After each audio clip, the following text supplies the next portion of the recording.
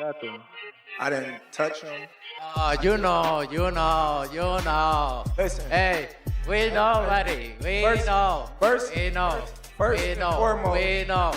first and foremost, somebody was in the room saying that I was scared of them. So I stepped to him and showed him who was the boss of this fight. Terence, Bud, Crawford and Saul Canelo Alvarez nearly clashed at a heated press conference in New York, sparking major excitement for a potential megafight. Tensions boiled over when Crawford charged across the stage during a fiery exchange, leading Canelo to shove him hard before Dana White and security intervened. The moment escalated further when Crawford responded to Canelo's remark about preferring a smaller ring, declaring, "I'm coming for everything he's got." Their intense face-off whipped fans into a frenzy, signaling that this fight could be truly explosive. I always try to respect my opponents, and I think he don't did them because he really wanted to do. I think Turki Al-Ashi told him, "You need to do something," and he did. And now before I respect his word because he say, "Oh, I'm not gonna let somebody to tell me what I need to do," and he did. So, but you know me. I respect everybody, but if you with me, so it's gonna be different. Terence, is that true? Did Turki Al-Sheikh ask you to spice things up?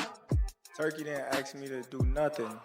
I didn't touch him. Crawford made it clear he's not backing down from Canelo Alvarez. He dismissed any talk of fear and displayed complete confidence. At the press event, he deliberately stepped in close, saying he wanted to show Canelo who's really in control.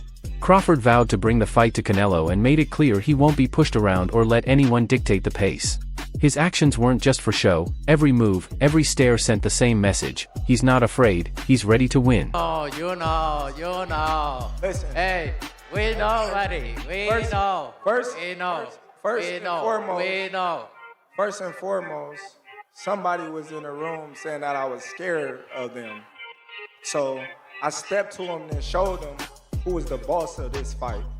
I ain't scared of. Hey, I never say that. Your uncle say that, not me.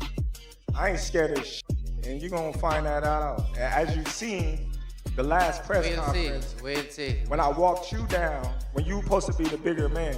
Yeah, hey, you say that because you fighting with nobody, and you obviously look like you're a great fighter. But you find out September 13th, this is gonna be different for you. Canelo remained composed about the stage incident, saying he only reacted because Crawford got too close.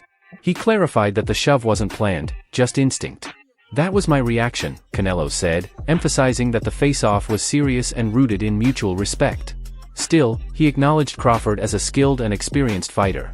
Looking ahead to their September clash, Canelo said he's focused, hungry, and fully committed.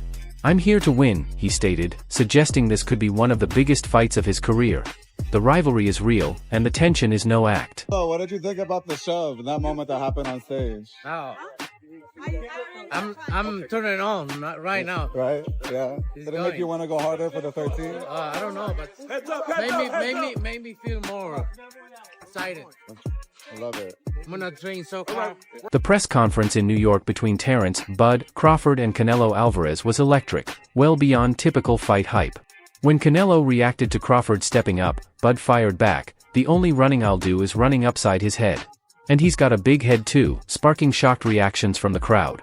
Tensions rose further when Canelo brought up using a smaller ring, and Crawford responded by saying he's coming for everything Canelo's got on fight night. Things boiled over when Crawford got too close, prompting Canelo to shove him, and security rushed in before it got out of hand. He's not gonna beat me. Don't worry about it. He's not gonna beat me. Don't worry about it. I think this fight is gonna be in the books of the history of boxing for sure. That's for sure. For sure, them belts coming with me.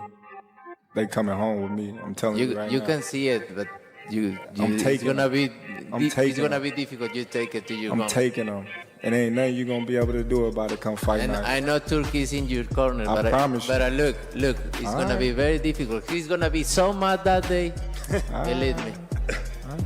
I see you. I see you. You see, I'm I different. see you too. You see, I'm I see different you. than all the other ones. No, I see you. No, you don't look different. You're nothing different. I'm different. Nothing different. I'm different. We'll see. You gonna see. We'll You see. know it. We'll see. We'll We see. gonna son. see. Crawford shared that he and Canelo had a polite dinner before their Riyadh press conference, arranged by Saudi promoter Turki Al-Sheikh. While the dinner reflected mutual respect, Crawford admitted it felt a bit awkward. He had already eaten and barely touched his food, while Canelo said he couldn't stop thinking about the fight. Despite the friendly setting, Crawford made it clear that once the bell rings, all respect fades. He plans to turn that quiet tension into complete focus on fight night. Menu last night. Man, there was so much food there. I couldn't eat. I had just ate, so it was kind of crazy. Did you get the sense that Canelo was perhaps trying to scope you out, or was it just a friendly dinner? It was a friendly dinner. You know, it wasn't no animosity, bad blood, or anything like that. Was His Excellency trying to probe anything between you, ask some questions that might cause some hairy moments? Nah, not at all. Not at all. It was all cool. David Benavidez gives Terence Crawford strong odds, praising his high-level fight IQ and skill set. He believes Crawford has about a 70% chance of beating Canelo, especially if he can add weight effectively for super middleweight. Benavidez highlighted Crawford's success against elite opponents and his composure under pressure. However, he acknowledged that moving up in weight is a major challenge. Later, he adjusted his view slightly, giving Canelo a slight edge, around 60-40, due to the weight difference, while still respecting Crawford's talent. Overall, his take reflects respect for both fighters and recognition that the fight could go either way. Crawford, does he have an opportunity to beat Canelo? I think if anybody has a chance to beat Canelo, I think it's Terence Crawford. His IQ is on another level. He's a great fighter and he's strong. It's just that it's a lot of weight. I wouldn't be surprised if Terence Crawford wins. Wouldn't be surprised if he loses. Terence Crawford, when he went up against the best opposition, like Errol Spence, he showed what level he's on, what type of dog he is. I don't know. You really have to let these fights play out to see what happens. He might get hurt. That might activate him to come back strong. Could you still make 68? I don't want to make 68. No, I know you don't. Terence wins 68. Yeah, well, if that's, yeah, I can make 160. Stephen A. Smith offered a thoughtful perspective on ESPN about the upcoming Canelo vs. Crawford fight. He acknowledged the significance of two all-time greats clashing at super middleweight and respected both fighters' legacies. Smith highlighted Crawford's exceptional boxing IQ and adaptability, noting that his southpaw stance could pose serious problems for Canelo. At the same time, he emphasized Alvarez's strength and championship experience as major obstacles Crawford will have to overcome. Let me tell you what I think should be going. The notion that Terence Bud Crawford should move up 3 weight classes, 21 pounds, to fight Canelo Alvarez. He's entirely too small. Jamel Charlo already proved that. Y'all remember that scene from Rocky? Remember that scene from Rocky 2? When Carl Weathers was Apollo Creed and his trainer was like, can I be honest? I saw you beat this man within an inch of his life. And he kept coming. He wouldn't go away. He's wrong for us, baby. He's wrong. Let it go. Apollo couldn't do it and lost fight number 2. Trained him for fight Rocky 3 and then got killed in Rocky 4 by Drago because he couldn't let it go. Bud Crawford needs to let it go. Too small. Many experts believe Crawford should study Dimitri Bivol's 2022 fight against Canelo as a blueprint for victory. Bivol's strategy relied on a sharp jab, constant movement, and well-timed attacks, which caused Canelo major problems at light heavyweight. Crawford's team agrees, with trainers like Bomac McIntyre analyzing both Bivol and Mayweather fights to craft a game plan built on hit-and-move tactics, smart footwork, and ring control. Some critics also suggest a style similar to Lara's, using swift movement, changing angles, and avoiding mid-range exchanges. Overall, analysts believe Crawford's best chance lies in following Bivol's approach: keep distance, control the jab, outmaneuver Canelo, and land clean, precise shots. Bivol is the fight you gotta study if you're Crawford. Crawford ain't Floyd, but he can do a Bivol. The problem is Bivol's a big dude. This is rough because this fight is only a matchup fight.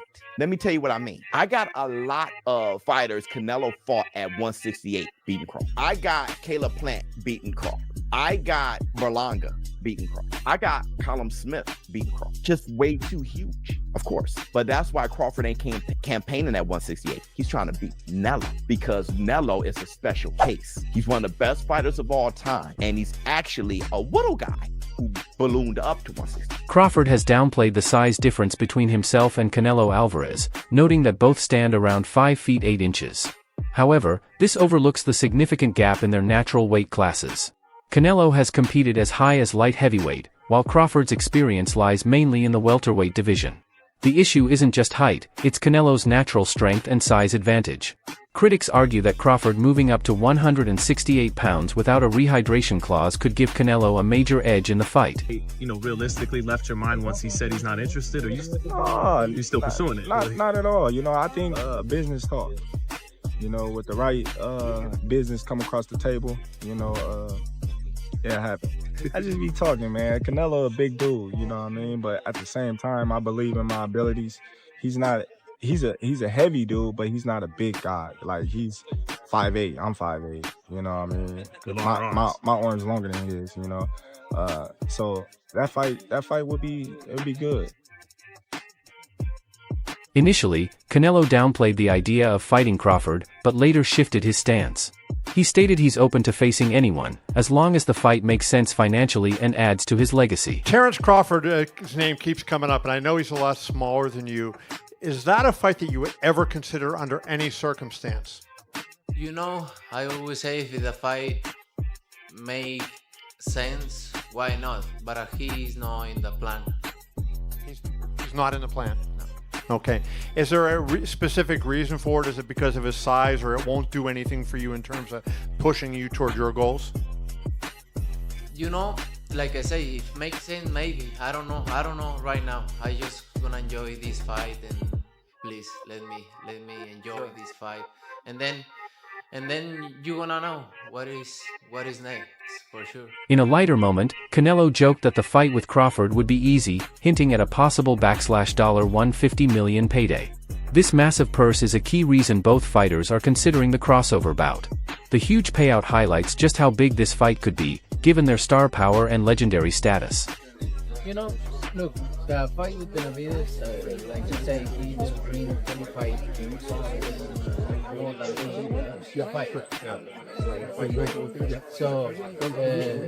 don't care about that, but if the move, right? Did you hear what Turkey said? He got on the stage. He said, if they beat Canelo an offer, he'd be smart to take it. What are your response to that? Send me the offer. Like, if it's what I want, I'm gonna take it. You know, would you put a rehydration clause in there? We'll see. I don't like to talk about other fight when I got it. But you understand, like that's the fight that everyone wants to see. That's the fight that fans want to see you in there with. You understand? I understand that. Same happened with Benavidez. Yeah, and it happened. And same happened with Terence. And it happened. And same with the video Sunday. And it happened. I think it happened. And with Troll, and with Mayweather, and with Cotto. That's why I believe the fight happened. Would you ever go up to 175? Because 168, I feel like you fought everybody. They're taking belts away from you. 175, you got Benavidez, you got Morel, you got the rematch with people. If I go 175, that's pretty much. That would be the first time. Well, then you can look around and see what's out there. 175. And then would you make a Crawford performance against Benavidez? I think he knows why his weight class is there, right? He make a good fight, but for me, I think he lost the fight or draw. Okay. Or would be the other side. He was saying your name a lot all week. I was out there because in LA. he want to sell the fight. If they don't talk about me, they don't say. Would you look at a fight with Crawford? So in the past, you told me no. If the money is right, I mean, money's got to be big. I don't like fighting around. Wait, do you want to say 168 or look at 175?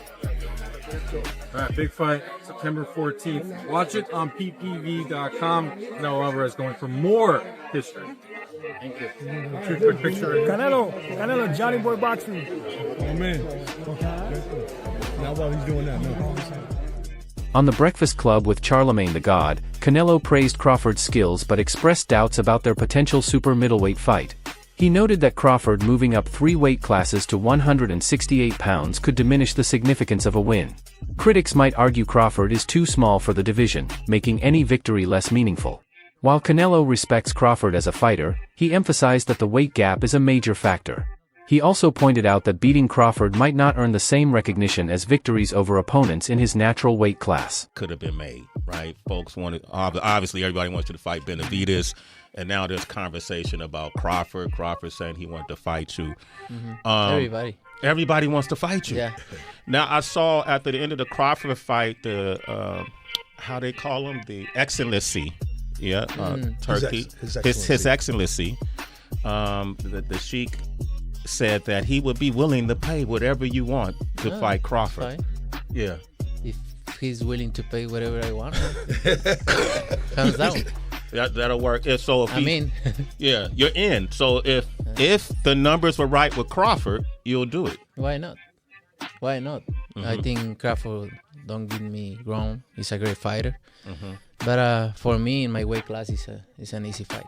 For me, easy money. So if the money is right, I'm in, because I don't like to fight guys like Crawford because he move a lot and the fight is not that great.